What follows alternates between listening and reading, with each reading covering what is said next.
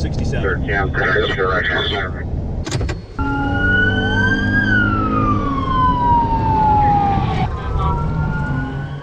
Sure, many people speed, many think they'll never get caught. This is a problem area that we have. We get a lot of complaints for speeding on this road. So sitting passenger side in a patrol car with Northern York County Regional Police, that secret spot is exactly where we staked out speeders. And watch what's about to happen in front of our camera. 49. One driver's day just got a whole lot worse. So that's 49 miles per hour in a 35 mile per hour zone. Be 14 miles per hour over.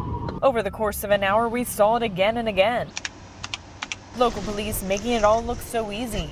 But in Pennsylvania, they're doing it without one advantage. It's a tuning fork, so it reads 33, I'm good. The radar gun. For radar, you have to give 6 miles per hour over the speed limit. Currently, only Pennsylvania State Police are allowed to use radar guns, like they did the day we caught up with them at Dauphin County's I-81-83 split. And that brings us to the main issue, this bill that would allow local officers to use radar. Some see it as a win for safety, others call it a money grab. People who say, you're out here just to make money. Is that what you're out here for? No, we're not out here to make money. So you don't have a quota of how many tickets you have to write? That's a myth. State data shows out of the 1,129 deaths on the roads in 2020, 188 were caused solely by speeding. Speeding is also blamed for 4,002 of the more than 104,000 crashes last year, and for more than 5,000 traffic citations written in school zones in 2019. Everybody typically has an excuse. Back on the road with Northern York County Regional, officers say tickets with additional fees can cost hundreds of dollars, depending on the speed. How often do you actually sit in this car and think, oh, I gotta meet that budget?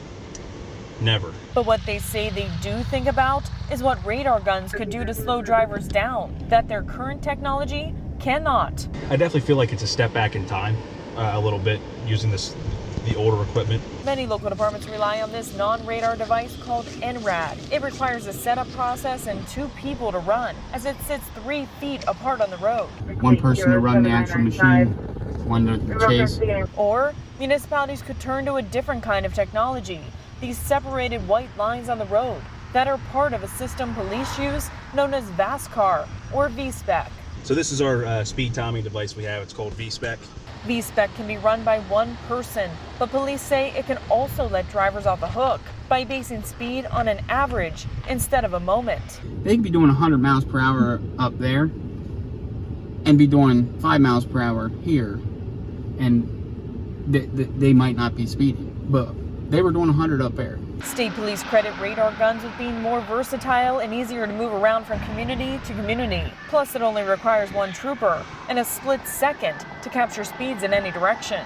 Is there a magic number that you're pulling people over at? That's a great question. It's a question that our department always receives, and no, it's up to the officer's discretion. If the bill passes and local police get to use radar, drivers will likely have some time to prepare. If they pass this today, we're not going to have radar on the street tomorrow. We're probably looking at a 6-month rollout. Changes that could have speeders getting caught and paying up more often. In the short time that we've been standing here, how have you seen speeds change from the moment you arrived to now? From the moment we arrived, speeds were higher, but now it looks like people know that the state police is here. Jamie Bittner, Fox 43 News.